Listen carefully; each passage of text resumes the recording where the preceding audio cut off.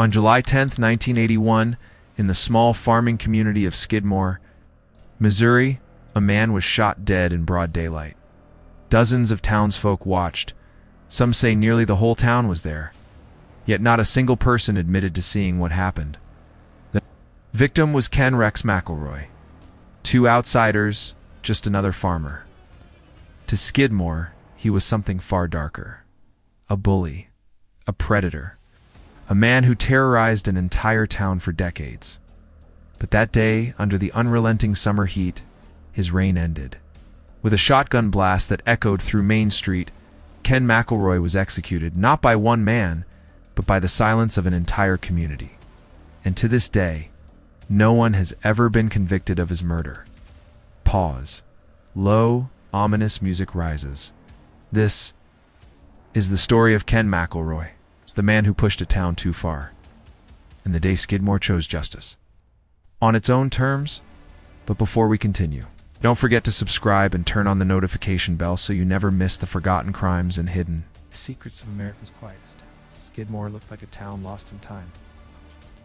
A few hundred residents, white wooden houses, rusted mailboxes leaning at the ends of gravel driveways, single main street lined with shops that hadn't changed in decades.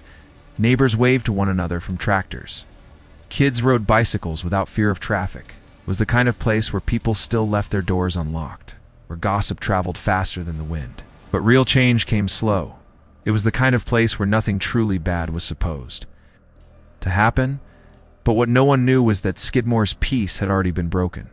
For years, a shadow loomed over its streets. A man whose name was spoken in whispers, a man who used fear as his weapon. His name was Ken McElroy. And on that sweltering July day, town decided it had had enough. Rex McElroy was a man who carried violence the way others carried a pocket knife. Always ready, always within reach.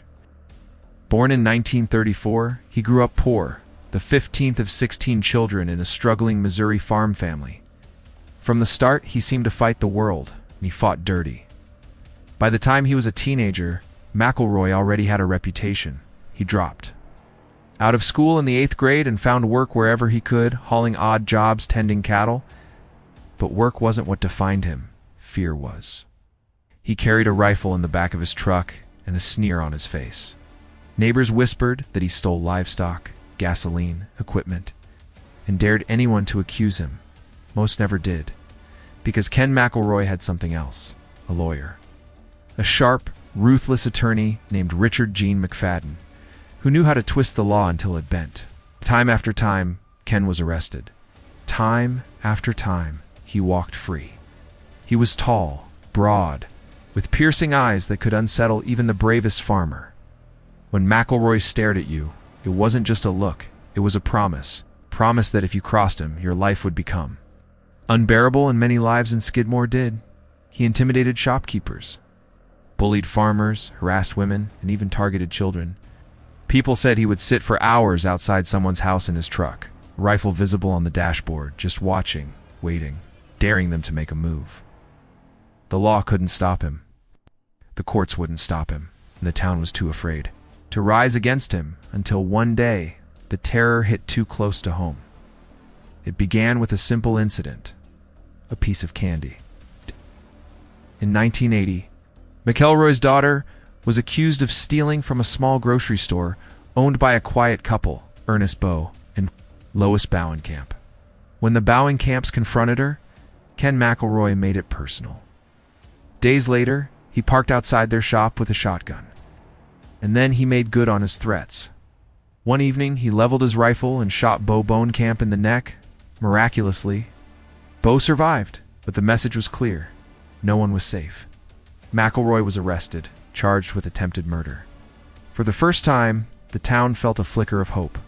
But when the verdict came, it was nothing more than a slap on the wrist. Second degree. Assault. 2 years in prison. And then, unbelievably, he was freed on bail. A man who had shot a shopkeeper in cold blood was walking the streets again. On the morning of July 10th, 1981, McElroy strolled into town with his young wife Trenna by his side. He carried himself like a king returning from War, smirking, arrogant, unstoppable. He even brought his rifle just in case anyone doubted his dominance. But what he didn't know was that the town of Skidmore had finally reached its breaking point. July 10th, 1981. The summer sun bore down on Skidmore. It was a Friday, the kind of day when farmers came into town for supplies, when neighbors exchanged gossip on the sidewalks. But that morning, tension thickened the air.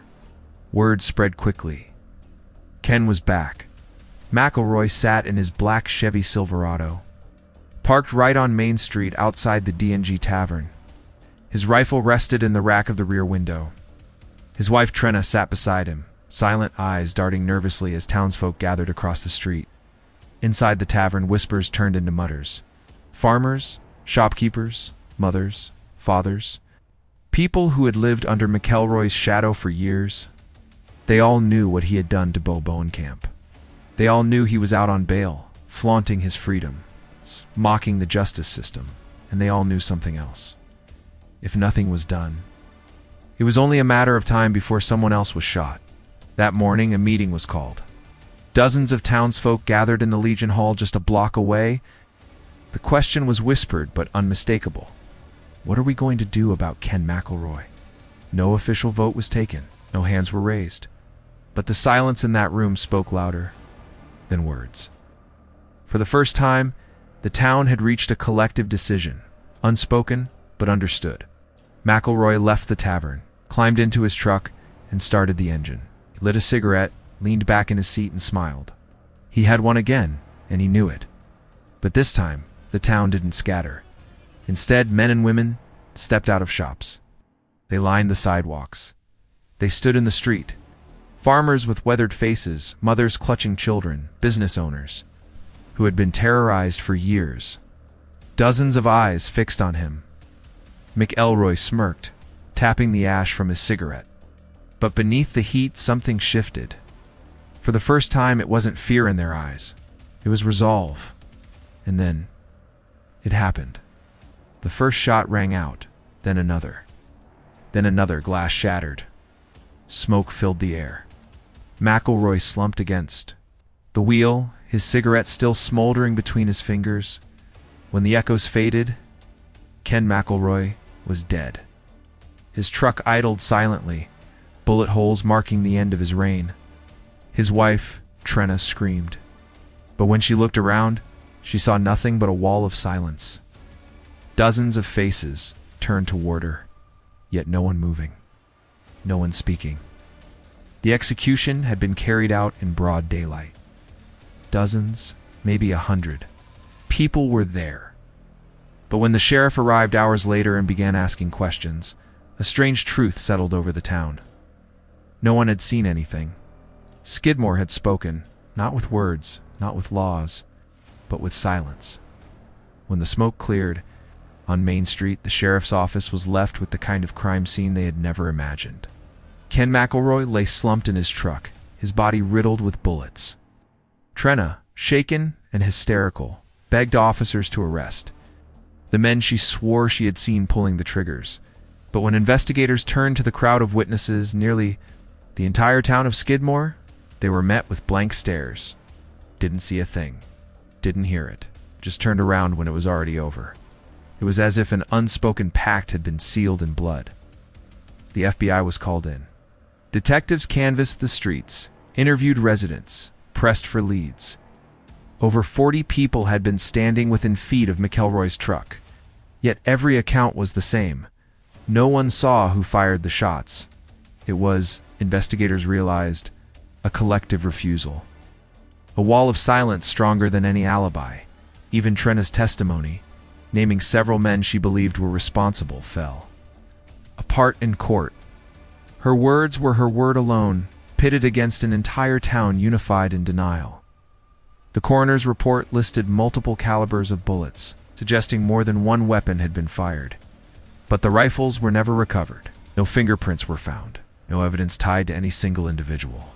The prosecution had nothing to stand on. And so, in one of the most astonishing failures or victories, depending on perspective, of American justice, the murder of Ken McElroy simply evaporated. No one was ever charged. Not a single conviction was made. To outsiders, it was unthinkable. A man executed in broad daylight, in front of dozens, maybe hundreds of people, and no one held accountable.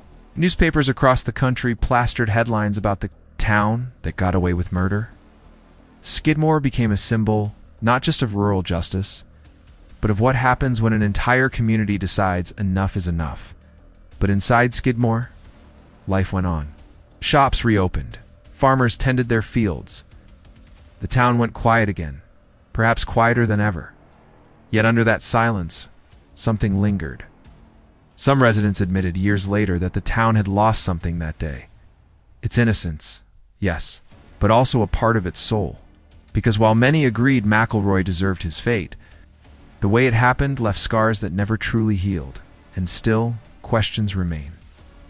Who pulled the trigger? Was it one man, acting on behalf of all? Was it two, maybe three, firing together? Or was it the collective will of a town that, for once, stood united? The answer may never be known. Rex McElroy's death was not just the end of one man's life. It was the end of an era in Skidmore. For years, he had ruled through fear, stalking, stealing, threatening, shooting, and walking. Free every time. He was the shadow cast over every dinner table, every late-night knock at the door, every child's bike ride down Main Street, and then, in a single afternoon, the shadow vanished. But what replaced it was something more complicated. Silence. Skidmore never spoke of it openly. Residents moved on, raising families, running shops, attending church, as though nothing had happened. Outsiders called it vigilante justice. The law called it murder without accountability. But to the people of Skidmore, it was something else entirely. It was survival. Years later, documentaries, books, and journalists would return to that quiet Missouri town, all asking the same question. Who killed Rex McElroy? The answer has always been the same. No one saw a thing. And that silence has become part of the legend. Town united not by guilt, but by secrecy. An unwritten agreement that justice, however messy, had finally been served. But the legacy is darker still, because Skidmore would never truly escape its reputation. Town became synonymous with violence, its name forever tied to the man they executed. And in the decades that followed, Skidmore would see even more tragedy, disappearances, murders, and mysteries that seemed to echo the curse left behind.